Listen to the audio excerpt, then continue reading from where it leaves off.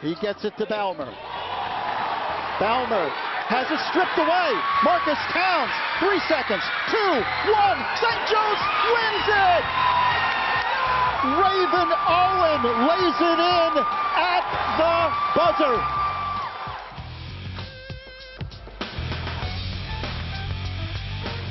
A year ago, all this acclaim about St. Joe's Metuchen and they're going to be a national team and everyone's ready to go. First game of the year, they lose to East Brunswick. Guess who they opened with this year? That was East Brunswick back on December 20th. Score at the buzzer, Raven Owen, who transferred in. Oh, transfer! It's out of control. So they win the game. It's this part year of the furniture East. now, buddy. You know what? Then let's get new furniture. It's not fun. And I'm telling you this right now. These kids are. Why are they transferring? You know, I love to think back. Old Saybrook High School in Connecticut. Way up there. What's it mean? Exit 68, I think, or exit 70 on I-95 in Connecticut. What's it mean? What's it mean? What's it mean? Old Saybrook High School. Okay, you know what Old Saybrook High School produced? Vin Baker. Okay, nobody knew about him. University of Hartford did. So he got to college on a scholarship. Yeah. And then everybody knew. Played in the league for 10 years, the whole thing. Kids, they're going to find you. Okay, it's basketball. Unfortunately, they're going to find you through AAU too. Okay, they're going to find you. You play 1,000 games a year, and that's another thing. They play way too many games. It's you're yelling. They play way too many games. You're yelling kids. You might want to yell parents. Parents too. Jimmy, we sat with a lot of college coaches over the weekend. They even say it too. That the kids play too many games, and this whole thing. Oh, we see it in football now in basketball. Oh, I'm a point guard. They move you to the 2 for 1 game. I transfer out. Oh, I'm not getting enough exposure. Right. I transfer out. Stop. Mike, they're chasing it on every level. They're chasing scholarships. They're chasing opportunities. You know, you got to remember one thing, and you mentioned too many games. Well, guess what? Hey, my kid, I know he's a sophomore, but, you know, he was the starting point guard on a national AAU championship team this past summer, and now he's coming off the bench on your team. He can't play. He was the starter. We were national champs in some ridiculous AAU national championship where, you drive around. But that's what happens now, Mike. And the influence can come from your parents. It can come from your AAU coach. It can come from your private shooting coach. It can come from the milkman, the garbage man. And it's like, Mike, listen. That being said, it's only the top 5% of kids that this kind of really affects that are moving around. But it's part of it now, and it's a free agent kind of system, and you're going to lose one and add one. Listen, because you brought it up, there is no greater example of the mixing and matching in the free agent system than the defending TOC champs in New Jersey, Roselle Catholic. What a story. Roselle Catholic, TOC champs. King of the Hill, last man standing. What's the bad news coming into this year? They had 5 players transfer out. They're the champs. Who's leaving the champs, right? 5 players transfer out. Disaster, right? Well, not so fast. They had 4 players transfer in. It's terrible. It's a 9-player movement. It's a joke. It's, it is. It is. Listen. I was talking to Rob Kennedy, who's such a great basketball guy in New Jersey yesterday, out the scholarship for inner city children. They just run an unbelievable event. Bill Fitzpatrick and his guys have been doing it for 11 years, and you even look at that from when that event started, how great the teams and the players were. I mean, they had trouble getting half capacity at the games.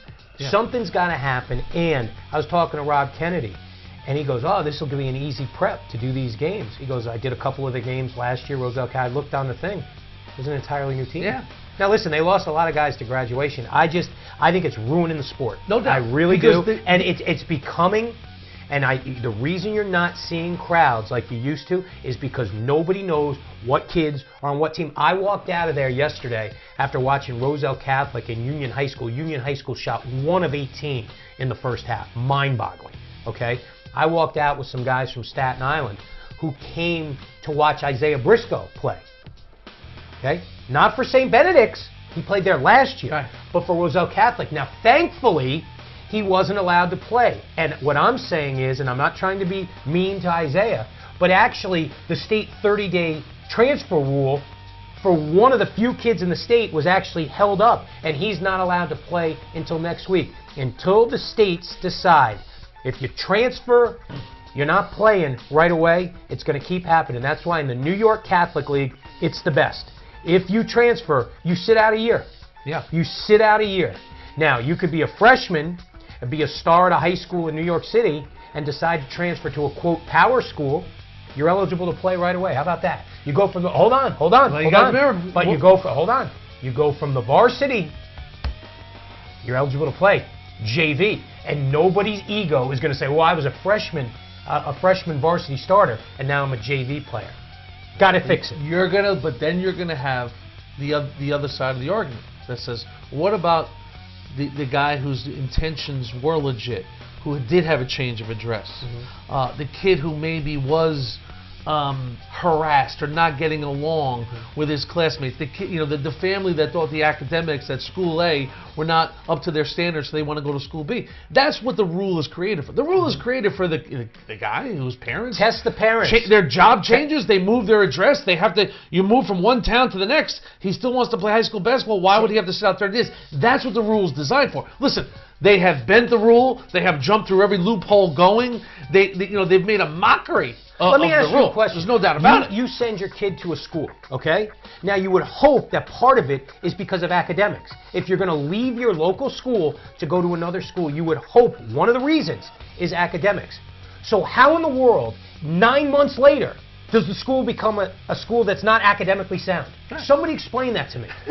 Somebody explain that to me. Because last I checked, all these guys that are jumping all over the place, they ain't going to the league. Right. But a few of them are. But you know what? And that's a whole other thing. The NBA is masking a problem because there's so few great players in that league now. That league's in a lot of trouble in about 7 or 8 years, I'm telling you. Nobody cares anymore about, when you first started doing this, the great player was always associated with his school. Absolutely. You know what I mean? And that never changed. Okay, that will now completely change. And to Rob Kennedy's point, with crowds being down, that was always, the calling card for that basketball guy.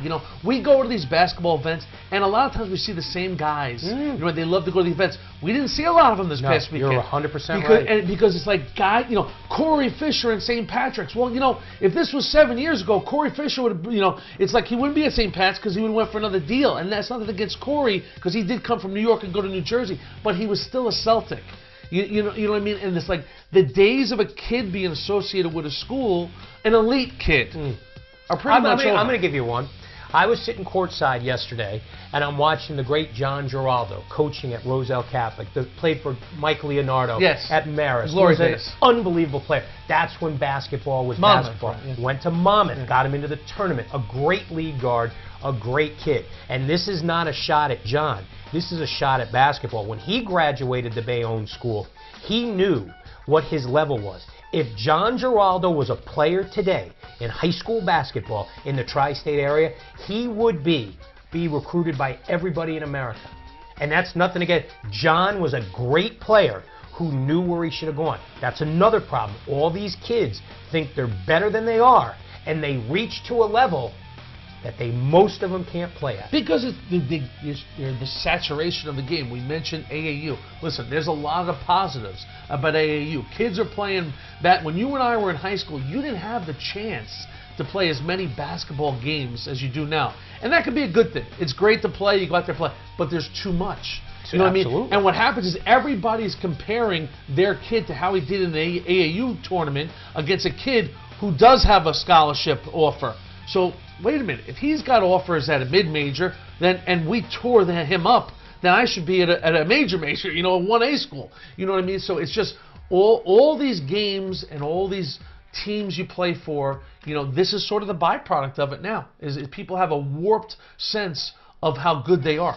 I made a huge mistake yesterday. And again, I told you about the scholarship for inner city children. They do an unbelievable job. We went to the wrong event.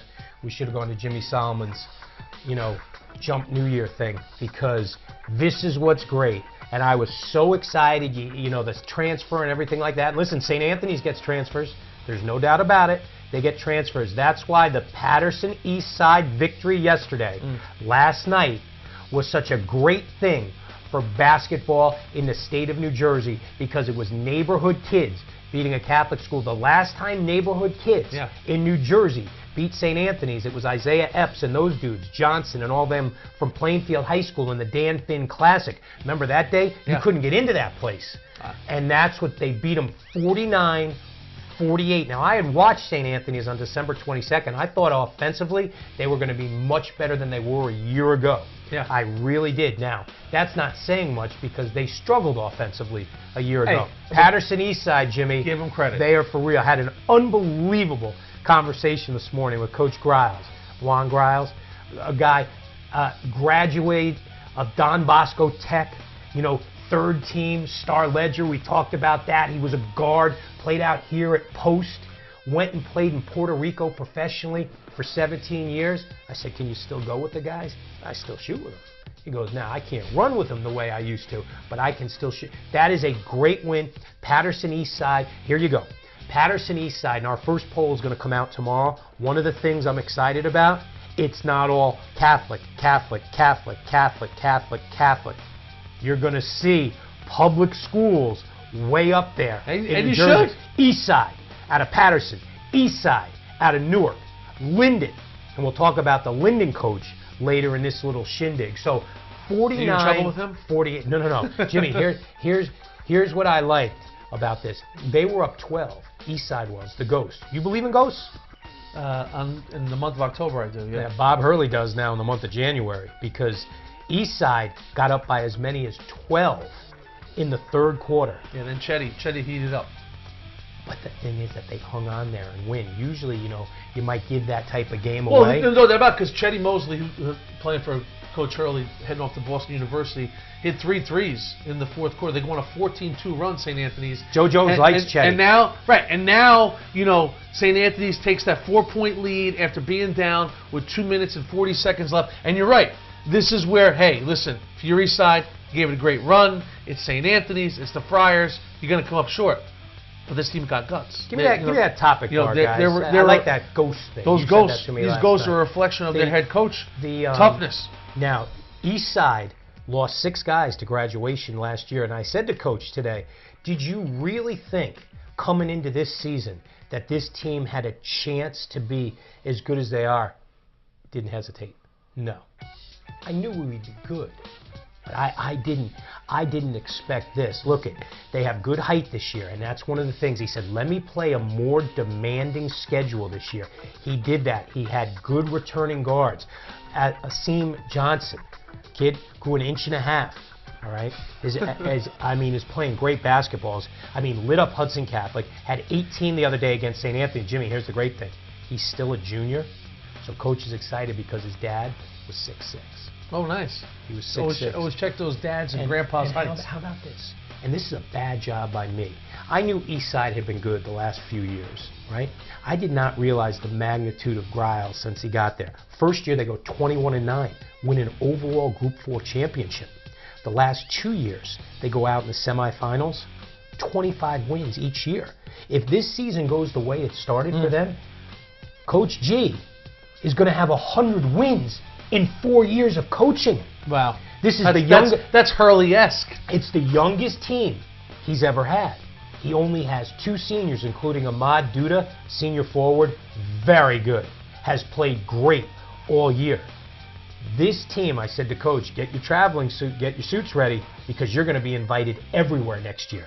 They are. It's a great win for not only Eastside, it's a great win for public school basketball in New Jersey. And Jimmy, look at what they've done to Jersey City. These ghosts own Jersey. They're the kings of Jersey City. They beat St. Peter's Prep. Down 15 in this game. Down 15. They beat Hudson Catholic. Down 8 in this game. They beat St. Anthony's by 1. How good are these guys? Let's take you back to Hudson Catholic when it was the year 2013. Here we go. This game was part of the Newark, the holiday festival, and they had to move the site, so it comes back to Eastside. There's my guy, Asim Johnson. He had 27 in this game, and you know who he is because he's got those fluorescent shoes. Watch this. Shakur Justin going up top to Johnson.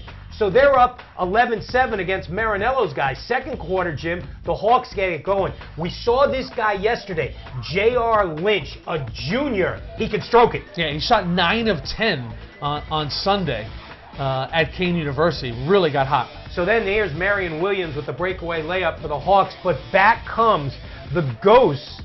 Markel Sheffield has had himself a very good year. How about that? Good balance there. Old-fashioned gives them the 25-23 lead. Third quarter now, the kids from Jersey City, patient on offense. Check out the backdoor cut. Patrick Strazala, he's a freshman to Lynch. Pat is 6'3", going to be very good. Met him after the game yesterday. Third quarter time running down, Arian Abrams spots up the little lefty from downtown. So it's a 42-40 game after 3. Fourth quarter, off the miss. Here comes Houston. And there's no problem here. Houston, 94 feet. Gonna gather it and put it up. Sheffield is the miss. And then Hudson Catholic gonna steal the inbounds or can't get it in. It's stolen, but then they lose it. Oh, and there's Houston. Very, very good player. 64-57. And we were going to get Mike Kinney on. We couldn't get Mike this week, the great writer who knows basketball better than anybody in the state of New Jersey. Luckily, he's on our team now. He was at the game last night, and we spoke today as well. He's very excited about what's happening in the state of New Jersey as far as the public. Jimmy, when the public schools are good, it makes New Jersey basketball better. And I'm not talking good where they're now, in the poll. These guys are dominating the polls now. And I'm telling you right now, I've watched a lot of these teams now in New Jersey. And I cannot wait. This is crazy. You know me already. I am so on the Ghost bandwagon. It's incredible. Well, listen, they've come up with the best block of wins for the early season that you could have. Throw in Newark Tech. Newark Tech's a terrific team. St. Peter's, St. Anthony's, Hudson Catholic. I mean, Jimmy, I watched Newark Tech for a half be better than Linden High School on December 22nd, and then the Tigers put them away in the second half. But this Eastside team, very excited. I cannot wait for Martin Luther King Day. I'm already jacked up. Monday, January 20th, Linden comes to New York, taking on Long Island Lutheran at Baruch College, 1 o'clock. At 6 o'clock, in the car, drive over to Patterson Eastside, hosting Newark Eastside. Oh, wow. Unreal. Eastside on Eastside. I'm excited to meet Coach Griles. I'm very excited. I've done a bad job covering Eastside, but now there's a reason to cover them. They just can't get complacent now because their schedule's it's been great. They played the toughest schedule in the state of New Jersey as far as public schools so far. Right. I mean, they've played everybody. Yeah, that's what you got to do. They will not be allowed into Jersey City anymore. They've stuck into Jersey City. I mean, listen, St. Anthony's was if you look at their last 100 games, they had a chance to have a 98% winning percentage because going into that game, they had won 97 of their last 99 games. So this would be the 100th game. You win that game, you go to 98%. Guess what the Ghost said? He's staying on 97%. Pretty good win. Well, last year, St. Anthony's did not get to the Tournament of Champions final. Matter of fact, they didn't even get to the Tournament of Champions. They would lose in the overall B championship to Roselle Catholic. We'll show you what the Lions are doing right now in just a bit. But first, the team Roselle Catholic beat in the Tournament of Champions final, St. Joseph Metuchen. We watched them yesterday, and I've watched them twice now. And Dave Turco's guys, and I know Coach, it bothered him last year that in the early parts of the season, they were not gelling. Wade Baldwin, the talented senior, 6'3", going to Vanderbilt, did not play bad back. It's bothered him a little bit. He sat out yesterday against Woodbridge High School. It wouldn't have mattered. But you know what, Jim? I got to be honest. They don't look like they're having fun when they play. They really don't. We mentioned that we had saw Cardinal Hayes out of New York City the day before, Joe Lode's guys. And listen, we understand, there's a game face. There's a level of intensity. You have to be very serious. You can't be complacent. But, when push comes to shove, this is basically, late December, early January basketball. It's early season. You can have a little fun playing the game. Well, it's so funny. I want to go back to Patterson Eastside because when I asked Coach, when you were down 12 against St. Peter's, were you worried? He goes, I have to be honest, it was our second game of the year. We opened the night before against our crosstown rivals, Patterson Kennedy, which is a big deal, you know that. Yeah. Kennedy Eastside's a big deal. We win that game. He goes, we go over to the tournament the next day. We fall behind 12 points right away. He goes, my guys never got upset. They were like, come on, we can do this. He goes, I never had to yell at them. They're just like, they weren't yelling at each other like, come on, we can do this. And you know what the word was? And this is my word of the season in high school basketball. He said to me, they were just having fun. Yeah. Well, thank God. Isn't it supposed to? Listen, I know you want to win, but can you? I mean, sometimes these kids, they go around out there like they have the weight of the world on their shoulders. Right. Enjoy the game. You know what? It's energy. It's body language. It's just being into it. It's being aggressive. You know what I mean? And it's like I said, it's, you know, you shouldn't get that down about little individual situations in these games when you got so much more game to play. Well, I think part of the problem. I think kids and parents get upset. Oh, Cavallo talked more on quick hits. Oh, I'm mad at Jimmy now, and my mom and dad are mad at Jimmy, and now they're mad, you know, at Ernie and Linda. Listen, and it's a tough. Listen, it's a different time to be a kid playing, especially a high-profile kid. There's a lot of websites. There's a lot of guys writing. There's a lot of guys critiquing you. You know what I mean? And it's like, listen, they have a wonderful team, Mike. They have a great. I mean, listen, they do. You got Wade Baldwin, Marcus Towns, and of course Carl Towns going to Kentucky. You know, you'll take your chances with that trio right there. You know who my favorite player on the team is? Tyree. Brian Tyree, the quarterback of the football. He transferred in from Rutgers Prep. Right. You know, at the end of last school year. So let's take a look at some of the St. Joe's highlights. It was an event game, but it was a regular team they played. Woodbridge is in their GMC conference. They needed to play them. Let's take a look at that. Out to Kane University. Spectacular facility. Yes, no doubt about it. Of course, the big cat, 7-footer, Karl Anthony Towns hits the three to tie the game at 12 in the opening quarter. He'll head off to Kentucky, play for John Calipari. When did he add the Anthony? I don't know. It's, you know, some guys like the one name, Elvis. He wants to go with 3. Marcus Towns, he's impressive every time we see him. Yeah, he's a fire hydrant type of guy. Had a good football season, too. And then there's Karl Towns. Off good ball movement here. Winds back up. He gets this kind of position against a team like Woodbridge. Woo, it's going to be tough. Well, that's what he needs to do. I want to see the big fella get down in the block and play down in the block more and not get pushed around by smaller kids. And then again, inside. I thought, great pass. He looks for his teammates, which is a nice thing. It's Towns to Towns. No relation, by the way, folks. Karl to Marcus. And then Marcus Towns, again, wheeling and dealing inside. St. Joe's was just dictating and having their way. And then watch the defense here. Off the block, here we go. And here is Tyree, Mike, on the back end. And this is a sophomore. I love him. I think he gives the team energy. He looks like he has fun when he plays. I love the things yesterday. Now, granted, Woodbridge is not a tall team. They're not an imposing team. But when Towns would just get down in the block, just get in the block, big fella. You're not in Kentucky yet. Okay, just. I thought a little State of the Union on Karl Towns. First and foremost, my first impression, first time I seen him, I thought he looked good. I thought he looked lean. I thought he looked in very good shape. You can tell that he's done a lot of work on his body. I thought he was moving around well. And hey, it's all out there in front of him. You know, it's kind of tough against a team like that, and nothing against that team. But listen, they have a couple good teams on their schedule. Maybe not as many as we would like in state of New Jersey. But on the January 19th, they'll take on DeMatha in the Hoop Hall Classic. And then on February 16th, guess who's coming back to New Jersey? My man Kevin Boyle. Kevin Boyle of Monteverde, who in many of the national polls, Monteverde is #1 in the country. They've already played 17 games. I'll tell you what, so that'll be fun. That'll be fun because what you want to see out of Wade Baldwin, Marcus Towns, and Karl Towns, you want to see their feet in the fire a little bit. You know what I mean? It's like, and you know, just to see them, you know, be pressed a little bit. One thing I was thinking about, though, you know, in thinking about Monteverde is New Jersey, I think, misses Kevin Boyle.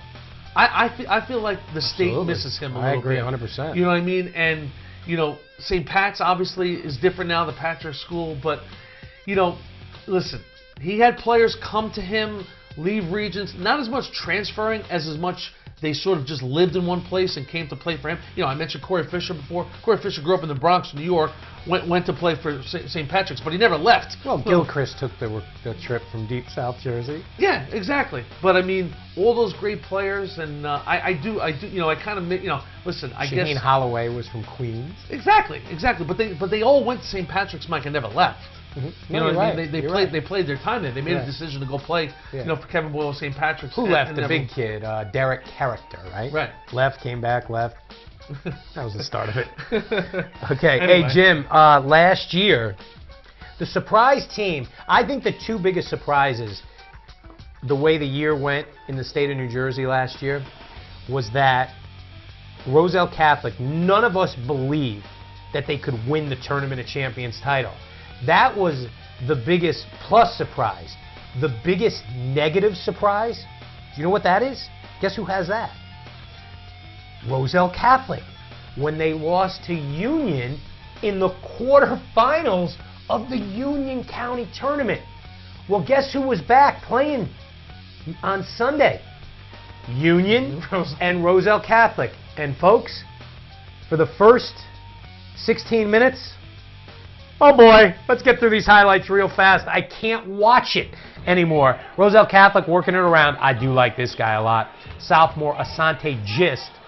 The long deuce, 5-0 RC. Then here they go again, the kids from Union County bringing it up. Off the miss, Matt Bullock. I like the way he attacks the basket here. Going to come in, just stay active, throw it up, get it to go. Now, Jim, you know this. Kids sometimes will get laughed at if they attempt to make a block, and they'll kind of hang their head and sulk a little bit. Watch this. Bullock, nothing. But now watch 13. Fighting, scrapping, backdoor. There it is. He gets it done. He had 11 in the game, just had 13. And that game, honestly, was terrible. I mean, it was, I sat with college coaches in that game. They're like, oh my gosh. It was tough to watch. Now, Roselle Catholic they're transfer. new faces. Well, new faces. And again, and I like if you're going to transfer, man, you got to be penalized. And the fact that Isaiah Briscoe, and we talked about it before, is there now. He sat there in street clothes watching the game. I think he is eligible to play this weekend. And obviously, on paper, they become a much better team right away. Let's see how the chemistry works. Well, basketball. Listen, that's always the great unknown with basketball. Basketball is such a game of chemistry. How often in the NCAA tournament you see these mid-majors, you know, knock off these McDonald American teams? Yeah. You know what I mean? Because why? Because they're cohesive. They've had guys who have come there, stayed 4 years, and by the time they get to be juniors and seniors, they play a great brand of team basketball. It's good to see Todd Decker the other night. Always. Our buddy from St. Peter's Always. Prep. He reminds me a little, you mentioned it, he reminds us a little Kevin Boyle. Energy the way on he the runs sideline. a lot of energy. He coaches possession by possession, and he's into it, and not over the top, in a good way.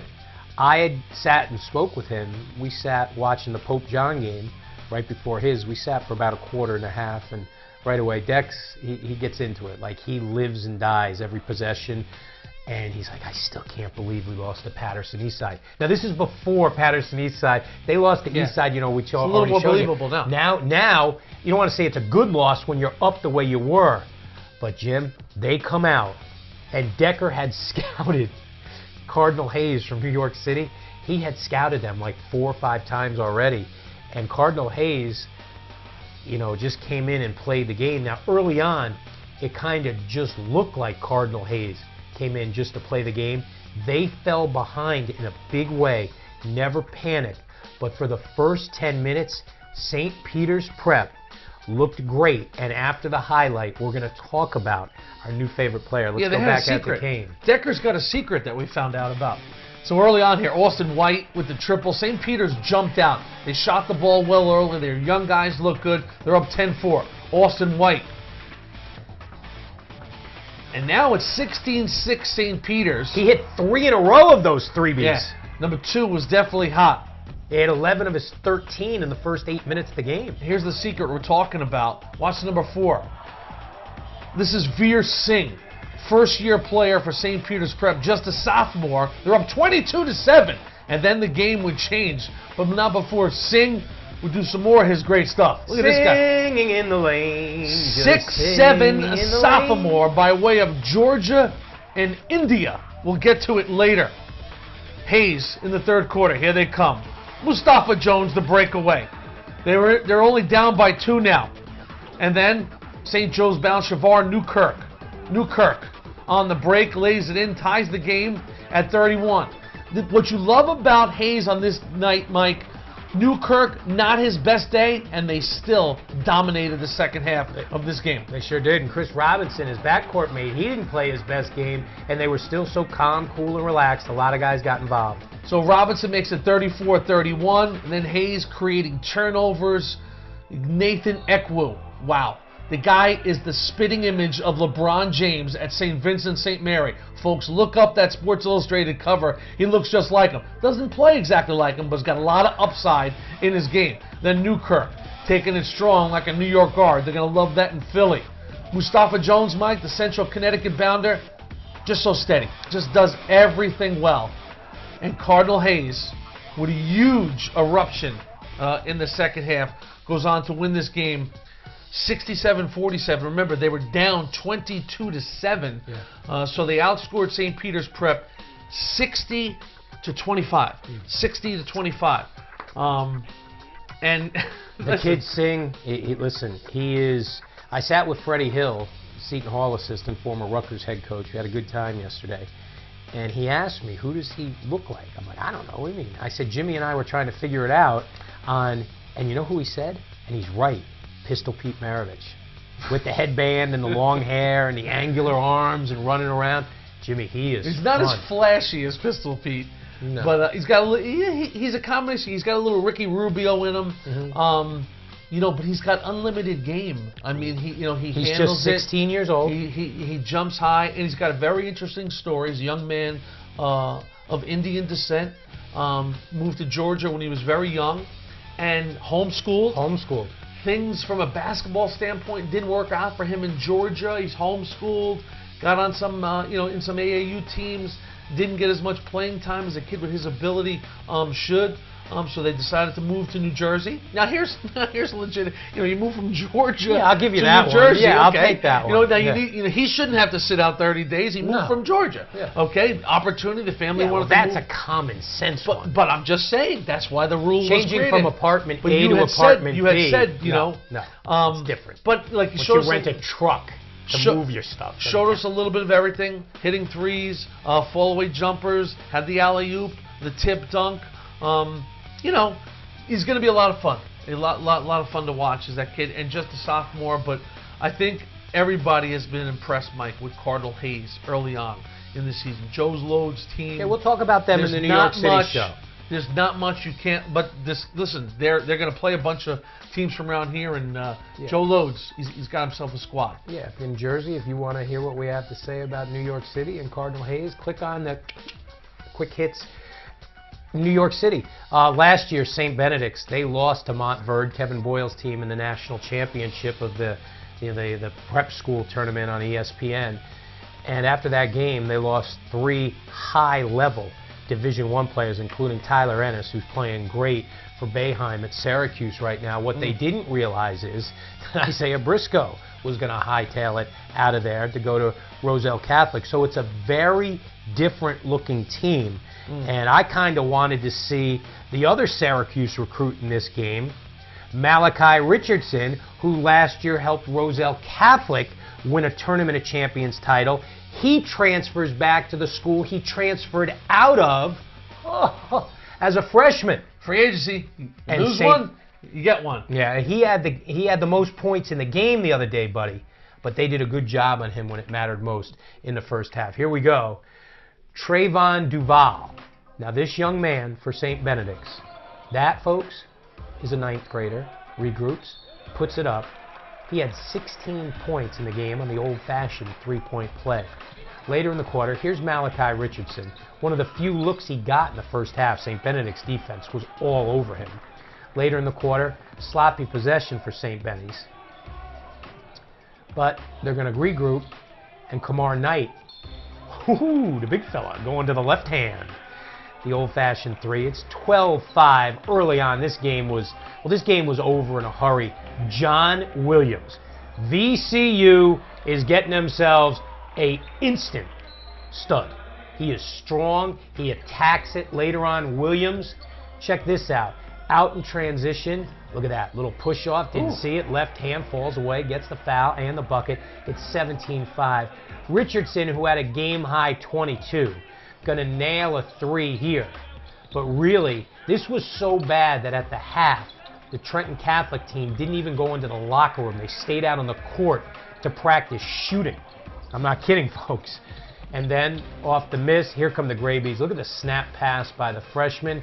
And there's Williams throwing it down on the other end. He cramped up at the end of this game pretty bad. And here, off the Richardson miss, Elijah Kane, another transfer from Medford Tech in South Jersey. He had 14 points. They win it 69-53, and it wasn't that close. I think it was 35-10. How tall is Williams? He's about 5'11". Strong though. I mean, explosive. He showed dunk the ball there too. Yeah, no, he gets in there. You know, he is a thick body too. Got a little Khalid El-Amin in him. Yeah, let me just throw this out at you. I mean, it's crazy, but let me just read you some of the sizes here on St. Benedict's. It's unbelievable. 6'10", 6'11", 6'9". They got a short forward at 6'6". You know, they got a 6'8" forward, 6'5" forward. The smallest guy on their team is Duval, the freshman, and he'll go. No, I take that back. Williams is 5'11", and I liked him. They'll be seeing a lot of Jay Wright from Villanova at their games. Yeah, I think so. He's probably offering them. Marist last year. You know, we already showed you how Marist lost to Patterson East Side, which now becomes a better loss for Marist High School. No doubt. When you think about it. That's good for everybody. I think their other loss, I think, if I'm not mistaken, was to Don Bosco, who's got Kevin DeVario's got a very good team. By the way, Saturday night, are you coming with me? Where are we going? Bosco at Bergen. And we have got to check in. We have got to check in on our buddy Joe Sandberg, who's the head coach of Ramapo, and they're doing great.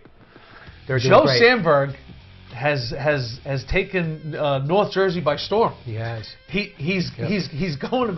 You know, in their opening season victory over Hackensack, they beat Hackensack by 25. He played 16 kids in that game, and he is routinely playing 10 to 12 kids. Yeah.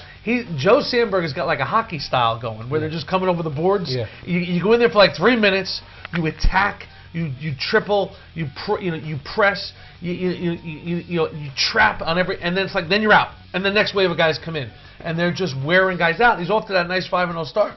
They play Monsignor Scanlon from New York Thunder City. Joe. Yeah. Thunder Joe is back. To go. I was texting with him the other night. He's pretty. I said, "Coach of the Year." He's like, "Stop it, stop it." Is this the one they remember? Hey, this is Bosco Berg. This is one they remember.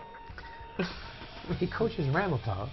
No, I know. You told me Bosco Bergen is. But I started thinking about Joe and Ramapo, whatever. Hey, last year, you know, when Nick Marinello left Bloomfield Tech and came over to Hudson Catholic, he really took them and put them on the map. The map this year is a little different because they're so young. And watched them the other day. Well, it took me forever to get to Kane in the ice storm coming out of Connecticut yesterday. But saw the end of it. They're good. They're young. I don't want to say very well coached. I think we'd be crazy to sit here and say they're going to win it, but they're going to be disruptive down the stretch a year from now, and they have an unbelievable freshman class. He's got it going. Let's go back out there. This was the first of 4 yesterday out at Kane University. This is the freshman we talked about, Pat Strazala. Watch this.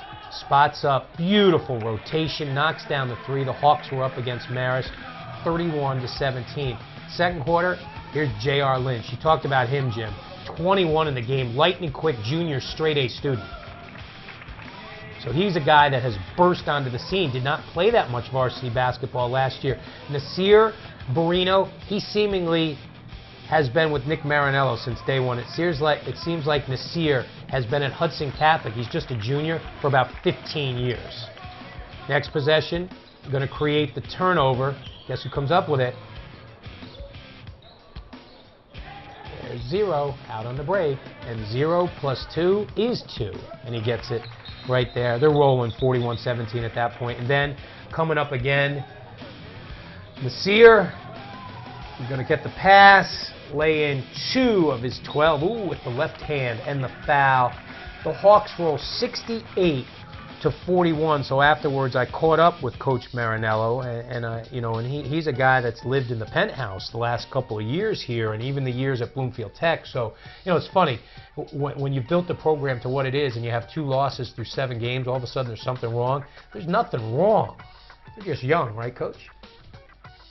I think we could be pretty good. I think we have we're pretty versatile, and we got to get a little bit more production out of some upperclassmen. The freshman Strazala can make shots, so he kind of spaces guys out. But I think if we continue to get better defensively and we can play multiple defenses because we can play multiple lineups, we'll be okay. And they'll play Bloomfield Tech. Yeah, this week, right? Yeah. That's so funny. It was so funny. It was good to see Nick. It was good to see Nick. Jim, I was talking to Kinney about this. This Pope John team, they're right. They've played so few games. They've only played 3 games. The weather, up there in Sparta, when we get rain, they get snow. So they're getting a lot of games canceled up there. Izzo's on the team. Ryan. Florida State bound. Yep. Big night for him. I've watched them play a couple of times, and one of my favorite players now is this kid, Matt Zignorski. I really like him from Pope John. They're going to be in the equation. When our first poll comes out tomorrow, I don't know if they're going to be in our tri-state poll, but I bet you they are by the end. Let's go back out. This was Kane on Saturday night, Jim. Here's your boy Zignorski, the jumper. Been offered by BU. 13-6 Pope John at this point in time. Then a little defense into offense for Pope John. Off the block, Mustafa Dang. Watch this. On the other end, great body, great finisher. Pope John up by 6, and then Zignorski again. He can shoot, he can dish. Good look right there. That's Ryan his. Izzo, the Seminole, 18-14 Pope John, and then Dante Julius. Off the rebound, a little coast to coast. St. Mary's now within 2, so St. Mary's hanging around there. They were scrapping early. Mustafa Dang. Watch him go into the glass. Battles. Flips it up there. And then off the putback, there's Dang. Pope John would start to pull away. Zignorski, we saw him from the outside. Now, sees an opening, takes it strong. Pope John would get a win on this day. Dang, working down low. Pope John wins it 60-75, 58. How did Carlson not get him to come out to play football? That's a big boy. You think Izzo's rooting for the Seminoles in the championship? I would think so. The Zig man. I don't know. I never like a kid to go someplace off a championship. No place to go but down. I'm kidding. Of course, he's rooting for his boys. I really like Ziggy. He's very good. I like him a lot. Well, Jim, tomorrow. Do they call him Ziggy? They do now. It's pretty cool. Now, when we've been doing this a long time, and I got a call about a month ago from a good friend of ours, almost embarrassed to tell me what he was going to tell me. But Phil Colicchio, the Linden High School coach, 16, 17 years, the head coach there, 16th year, he called me to say, I'd really like it if you're available on January 7th. I'm like, yeah, why? He goes, they're naming the court after me. Amazing. At Linden. I'm like, Phil, that is like much better than going into the Hall of Fame. So we'll be there tomorrow. It's going to be a lot of fun. So I was speaking to him yesterday, and he said to me, he goes, now when I throw a kid off my court in practice, it's like, get off of my court. Yeah, exactly. Right? You know, Phil's a fiery guy. We love him. We've had a long history with Phil, and he's just a whole bunch of fun. Fiery. Remember, he's an Elizabeth grad, graduated the Minutemen program in '84, and then after college was an assistant there for 10 years. When he was the head JV coach, he won 7 county titles in Union County. That's no joke. He's come over there, and in his 3rd year, he won a overall Group 4 state championship. He's won 3 state titles, 5 sectional titles. I asked him, what's your greatest basketball accomplishment? He's like, Phil doesn't like to talk about himself. And he did say, though, that in 2001, they were the lowest seed to ever win the Union County tournament. They came in as the 7th seed and knocked off 3 top 10 teams in the state of New Jersey to win that championship. And in back-to-back years, beat the #1 team in America. We saw when they beat St. Pat's in the Union County final in 06. The year before, they beat the Friars of St. Anthony's in 2005 when they were the #1 team in America. He's one of those guys that fits under the description of pound for pound. Pound for pound, he is one of the top high school basketball coaches in the tri-state area. No doubt. Has a way of, getting so much out of a group at a public school. I mean, last year was a great example. Made that great run into the state championship before they lost in overtime to Atlantic City. We didn't see that coming. You know what I mean? It's just, he's one of those guys. You know who'll be there at that tomorrow night? I would love it if Kevin Boyle somehow walked in from down in Florida, but I don't think it's going to happen. I wasn't going to say him, yeah. But I think Muhammad Wilkerson will be there, the great defensive tackle for the New York Jets, because he has been a fixture at Linden basketball games. Okay, and you really? Why? Well, he was on that 06 team that beat St. Pat's. Yes, and he was on those back-to-back state championship teams that Phil had, and just he took so much from his experience of playing high school basketball under Coach Colicchio, being a Tiger, that he still loves to come around. I mean, he's a Linden kid, and it's a great credit to Wilkerson that he hasn't gone NFL big time on his homies. But it's like, here's a guy who's an NFL superstar, all-pro, and he's still going to hang around his high school basketball team because that's the kind of impact and influence his high school basketball coach had on him. First time since 1967 they're dedicating any type of field, court, gymnasium. Not many. At Linden High School. The only other 2 coaches that we've covered in the tri-state, and I talked to Tom Konchowski about this, who had a court named after them while they were still an active coach in high school, the great Jack Curran, Archbishop Malloy, and the great Vito Montelli. Wow. St. Joe's Trumbull, Connecticut. Phil, it's an absolute honor. And the only thing is, I hear they're having a lot of food there at 5 o'clock. Be interesting to see if the top chef, his brother Tom, shows up to cook it. Forget the top chef. How many referees are showing up for this? That's a good point. Okay. That's a good point. Now, where will Linden show up in our first tri-state top 10? They have to be in it, right? Listen, absolutely. I mean, we mentioned that I run. like what Stat did with the graphics. That run they had last year, bring back a lot of key cogs from that team. They've set the bar very high at Linden this year. They sure have. So the top 20 tomorrow, that'll be popping on the internet probably around 5 or 6. While you were skiing, during the holidays, the guys were in here working. That's a scary thought for some people. You like the new backdrop? Very nice. I was going to say, I love what you've done with the place. No, I had nothing to do with that. That was Butler, Relkin, Stack in here working, and you were skiing. I was trying to avoid injury. You know me, I'm out there in a Joe Klecko jersey. Funny. If you're a basketball fan, these shows are a little different. Like we did this in the football season. Every region gets their own show. But if you're a Jersey guy and you want to see what's going on in New York City basketball, Quick Hits Connecticut, Quick Hits Long Island, Quick Hits Hudson Valley, Quick Hits Connecticut. If you're a St. Joe's Metuchen fan, you may want to go to Quick Hits Connecticut, because I'm going to tell you right now, they got a great big fella up there in Pasquale Chakwu. Yeah, how do we not have a pay-per-view event, Chakwu versus Towns, 2 7-footers in the tri-state area? No, I mean, and not... Chakwu going to Providence, right? Providence, going to play for the great Ed Cooley. Yeah, that's a great get by Cooley. And Chakwu is 7'2". Absolutely. We'll talk about him. Are you doing a Connecticut show? You're not, right? I have no idea. Right. See you, everybody.